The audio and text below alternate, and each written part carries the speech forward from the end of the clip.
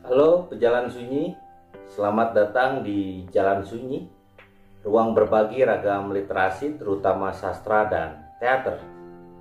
Di video ini saya akan membahas bagaimana menelusuri atau menganalisis alur drama. Dalam menganalisis alur drama atau plot, kita sering mendengar konsep-konsep ya, teori-teori pengaluran seperti misalnya plot Aristotelian, misalnya eksposisi, konflik, krisis, klimaks, dan resolusi gitu ya. Foreshadowing, dramatic irony, flashback, suspense, surprise, dan lain-lain. Atau misalnya alur maju, alur mundur, atau alur campuran, dan sebagainya. Atau misalnya model fungsional Greimas, ada situasi awal, di dalamnya tahap uji kecakapan, tahap utama, dan tahap kegemilangan, dan yang kedua adalah situasi akhir begitu ya. Nah, pemahaman terhadap teori-teori itu seringkali ya tidak disertai pemahaman bagaimana menentukan bagian-bagian dari elemen alur tadi ya. Jadi melihat eksposisi dan lain sebagainya itu seperti apa? Melihat alur maju mundur itu seperti apa? Apakah dilihat dari adegan per adegan, fragmen per fragmen, atau babak per babak, atau dilihatnya dari teks sampingnya atau keramagungnya, atau dari dialog, atau dengan cara yang lain ya. Nah, saya akan berbagi pengalaman bagaimana cara menelusuri atau menganalisis atau menentukan sebuah alur atau plot drama. Pembahasan ini akan memberikan gambaran bahwa ya semua elemen di dalam teks drama itu nanti akan saling terkait. Cara ini bukan solusi yang sempurna karena masing-masing drama punya karakteristik yang berbeda gitu ya. Tapi untuk sebagian drama ya, cara ini bisa membantu gitu ya. Untuk memudahkan analisis struktur dari sebuah plot atau alur drama, ini cara pertama yang penting untuk ditempuh adalah dengan cara melihat, menentukan siapa tokoh utamanya gitu ya. Jadi untuk menentukan alur adalah lihat siapa tokoh utamanya. Jadi semua akan berpusat pada tokoh utama. Lalu apa insiden pemicunya atau konfliknya yang dialami oleh tokoh utama? Tujuan dari tokoh utama seperti apa? Hambatan yang dialami tokoh utama seperti apa? Krisis yang dialami tokoh utama itu bagaimana? Klimaks yang dialami tokoh utama itu seperti apa? Lalu resolusi yang dialami tokoh utama itu bagaimana? Ya. Nah, jika sudah bisa menentukan itu semua, maka Anda bisa dengan mudah mendapatkan gambaran terkait pengaluran, ya. Juga nanti selanjutnya kalian bisa menentukan mana bagian eksposisi, konflik, klimaks, resolusi, atau bentuknya ini alur maju, alur mundur, atau campuran gitu ya. Jadi semua itu dilihat sekali lagi dari tokoh utama gitu ya. Nah, mari kita bahas satu persatu ya. Jadi pertama saya akan membahas dulu tokoh utama ini. Jadi bagaimana sebenarnya menentukan tokoh utama? Nah, simak pembahasannya berikut ini.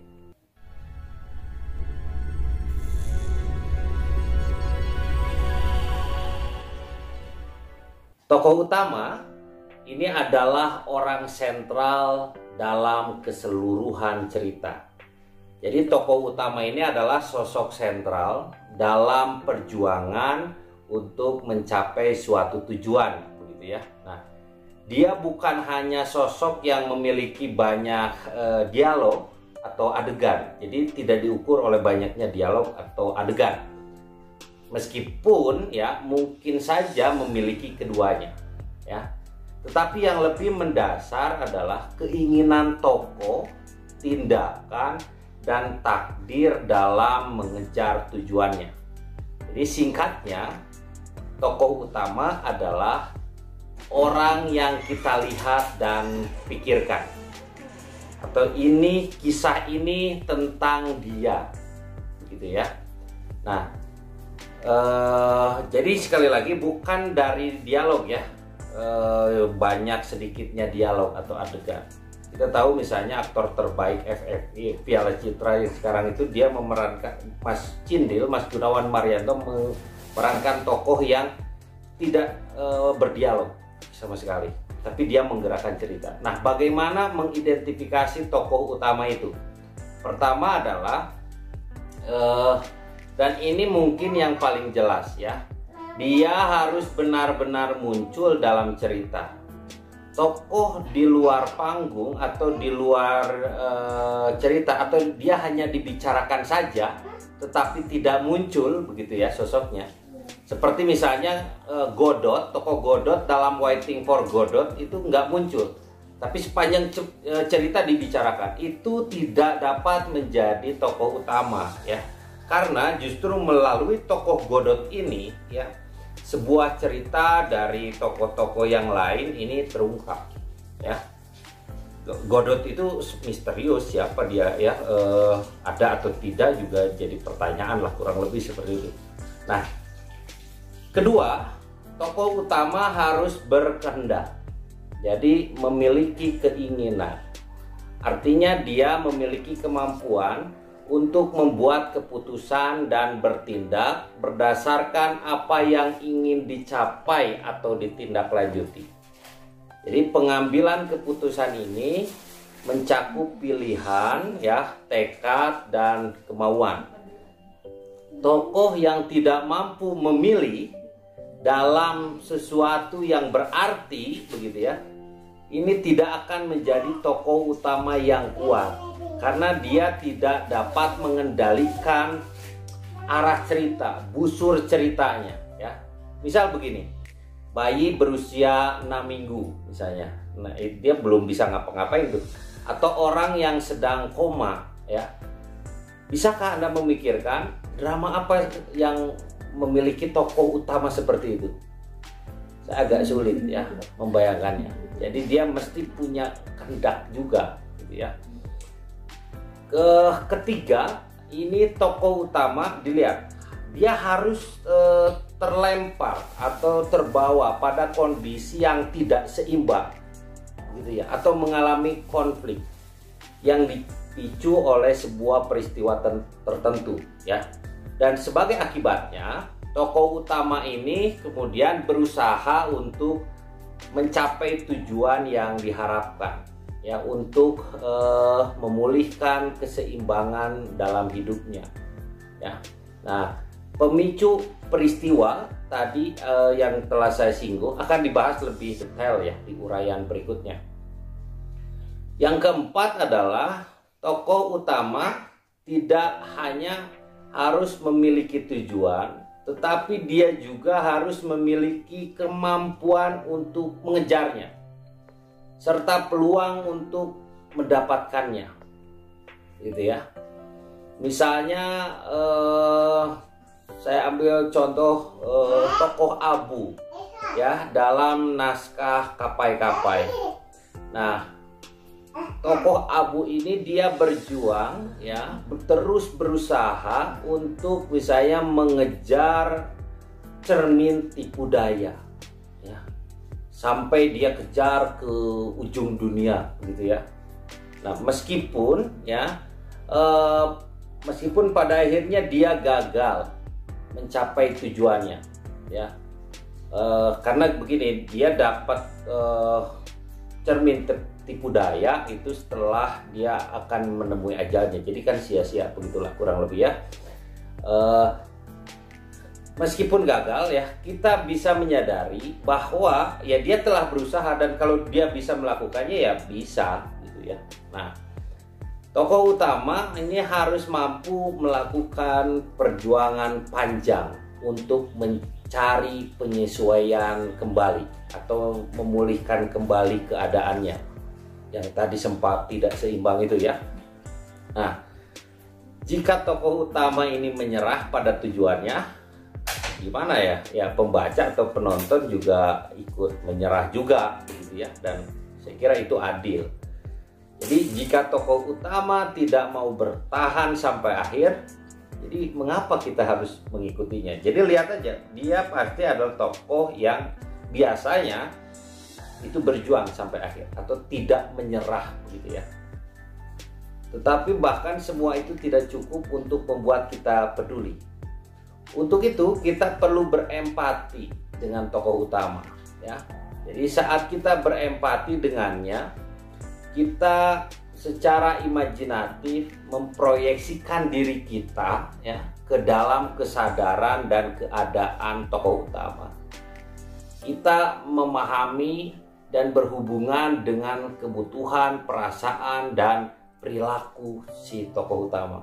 Kita mengenali diri kita sendiri di dalam dirinya, diri tokoh utama. Dan kita melihat pengalaman dan perjuangannya sebagai cerminan dari pengalaman kita sendiri. Jadi kita beralih dari kisah ini tentang dia ke cerita ini tentang saya begitu ya. Nah, jadi tokoh utama adalah yang mampu menciptakan empati pada penonton begitu ya. Seringkali tokoh utama adalah yang bisa membawa pembaca tadi ya, penonton untuk berempati. Tetapi ketika berempati bukan berarti kita harus bersimpati ya. Ini berbeda ya. Saat kita berempati, kita mengerti. Tetapi ketika kita bersimpati, kita mendukung, mendorong, atau menyetujui.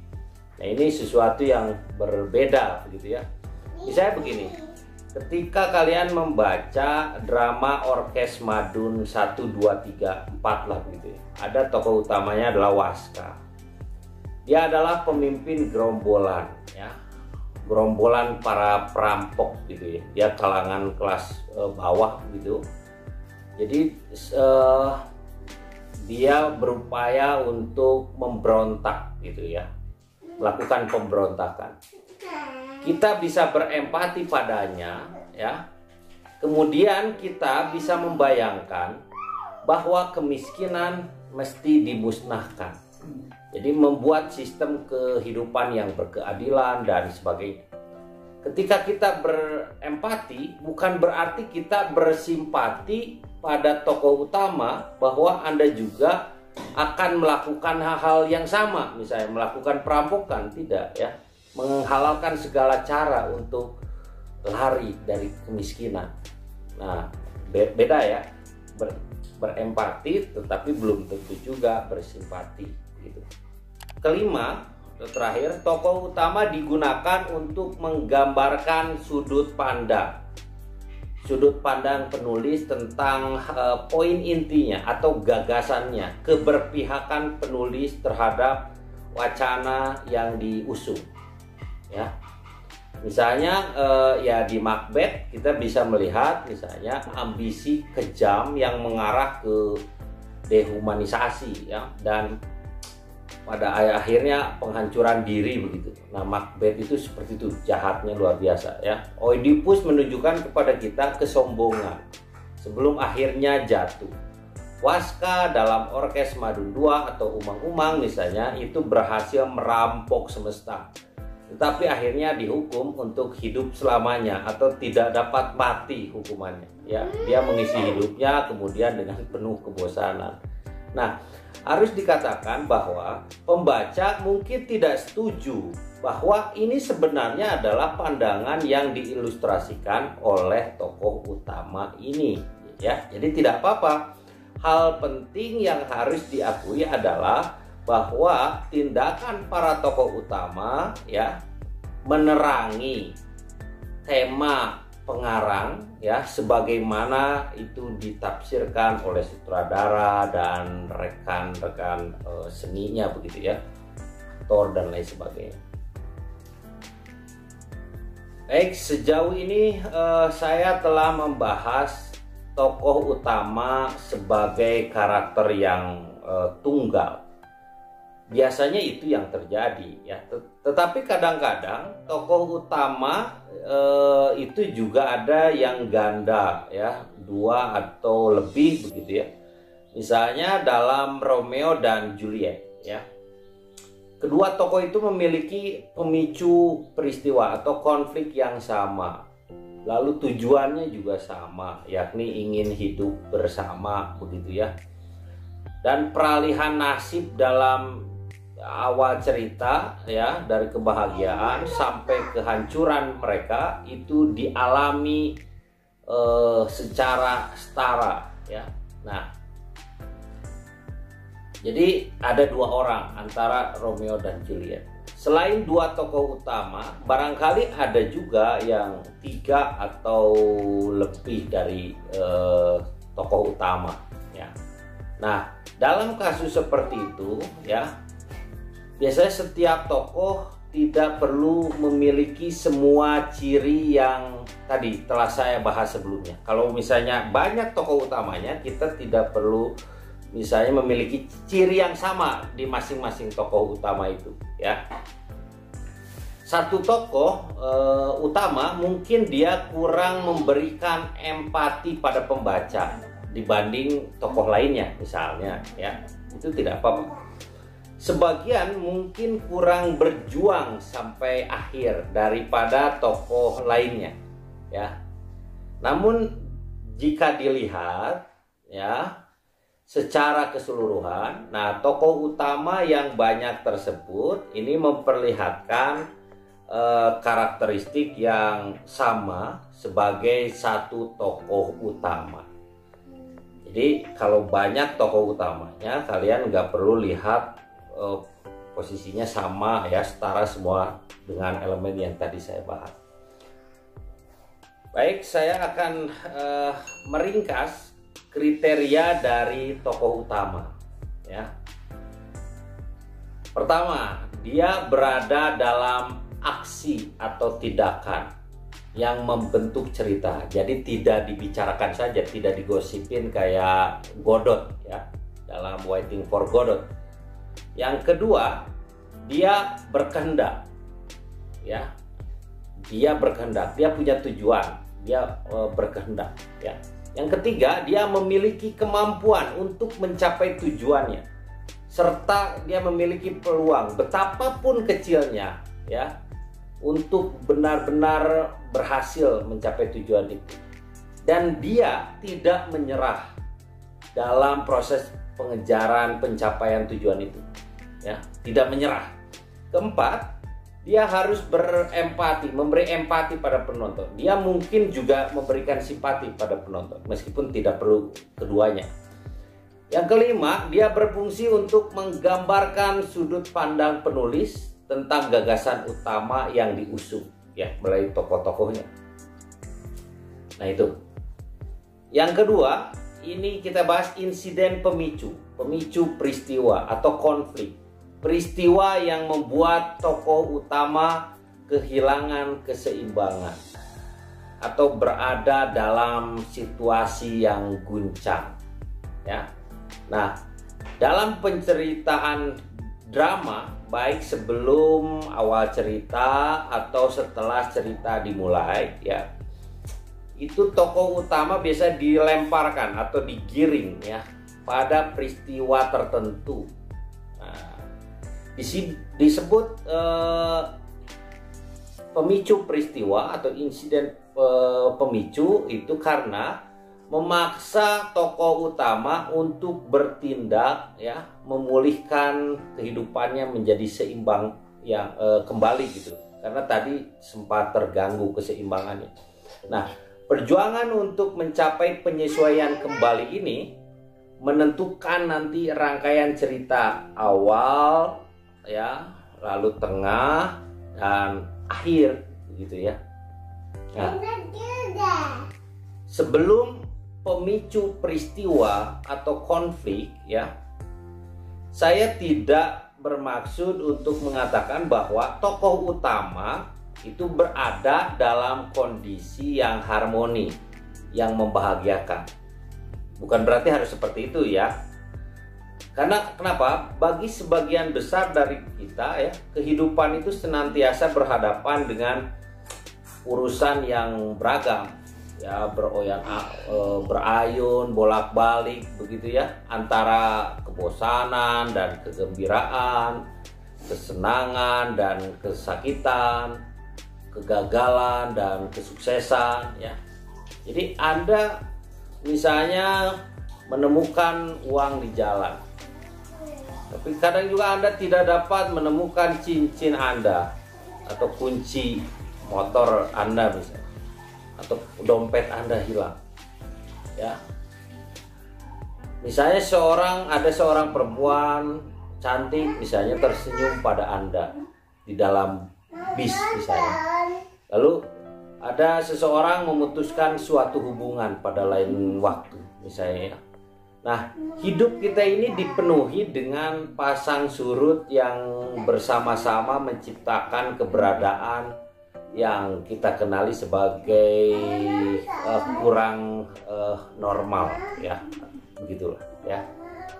Nah, pemicu peristiwa atau konflik sebuah cerita ini menciptakan gangguan yang jauh lebih besar dalam kehidupan tokoh utama daripada barangkali ribuan kejutan pengalaman yang dialami yang lainnya gitu ya. Pemicu peristiwa ini kemudian dia berfungsi sebagai katalisator yang menggerakkan cerita. Begitu pemicu peristiwa itu terjadi, pembaca atau penonton tahu cerita itu telah dimulai dengan sungguh-sungguh, atau ini sudah mulai bergerak nih cerita gitu ya. Jadi biasanya konflik ya yang menggerakkan cerita ya. Nah, penempatan insiden pemicu atau pemicu peristiwa ini atau ya konflik begitu dalam sebuah alur cerita sangatlah penting ya.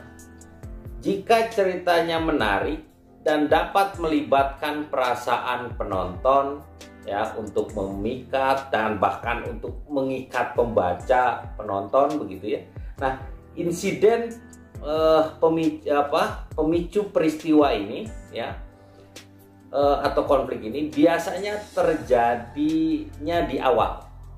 Jadi setelah tokoh utama tergambarkan ya pada tahap pemaparan atau eksposisi ya, penggambaran di awal. Nah, eksposisi ini adalah proses pengungkapan informasi latar belakang yang diperlukan kepada pembaca ya melalui dialog atau narasi. Jadi ketika pemicu peristiwa ini terjadi di luar panggung atau layar, untuk memahami ceritanya ya eksposisi ini harus disampaikan gitu ya. Di sisi lain, jika insiden pemicu ini atau pemicu peristiwa ini atau konflik ini terlalu cepat masuk dalam cerita, pembaca atau penonton biasanya mungkin tidak memiliki kesempatan untuk mengembangkan ikatan empati dengan tokoh utama, atau dia belum memahami dunia tokoh-tokoh utamanya begitu ya. Dan oleh karena itu mungkin tidak cukup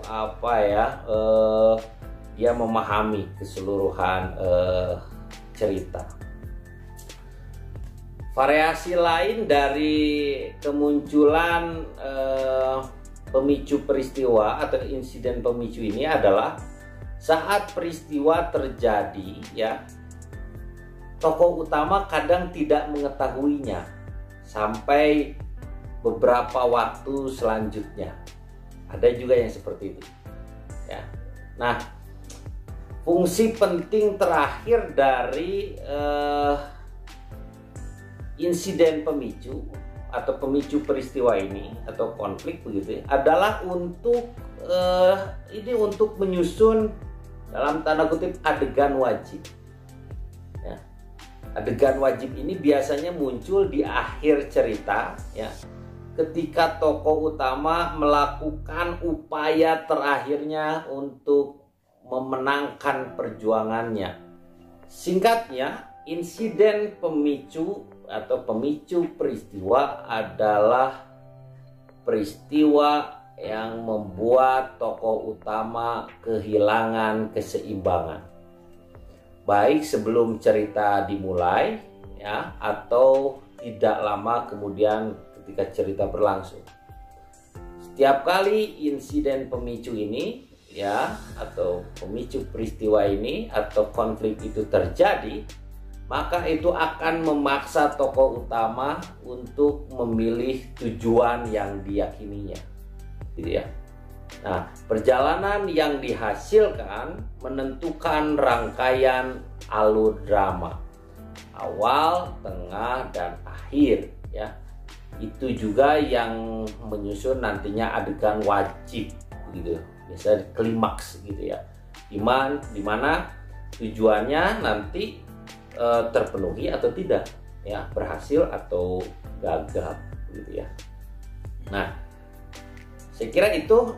Selanjutnya adalah kita akan membahas tujuan dari tokoh utama, lalu hambatan tokoh utama, krisis dari tokoh utama, klimaks tokoh utama, ya, dan resolusi yang dialami oleh tokoh utama.